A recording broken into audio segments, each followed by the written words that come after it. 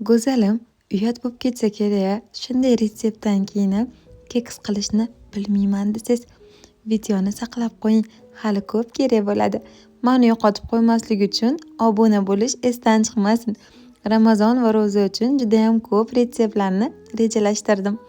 Aynan sizga kerak bo'lib qolishi mumkin. Idishimizga ko'rsatilgandek hamma mahsulotlarni solamiz. Un, lamussani kabartmasi, ya'ni razrehитель.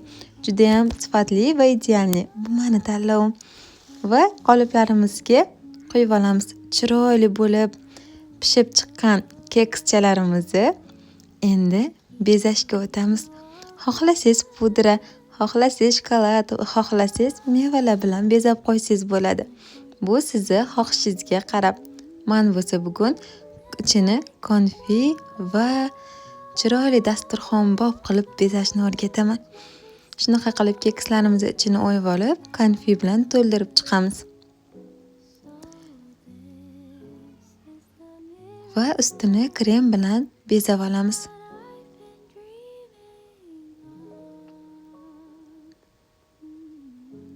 Menda bitta oq, bitta qizil krem va klubnika bilan bezab chiqdim.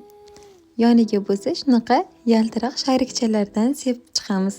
Ko'zga yoqimli va chiroyli ko'rinishi uchun.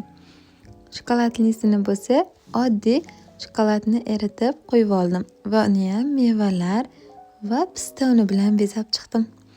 Tayyor bo'lgan kekslarimizni go'zalligidan bahra olamiz. Retsept yoqqan bo'lsa obuna bo'lib, yaqinlaringizga ulashib qo'yish esdan chiqmasin.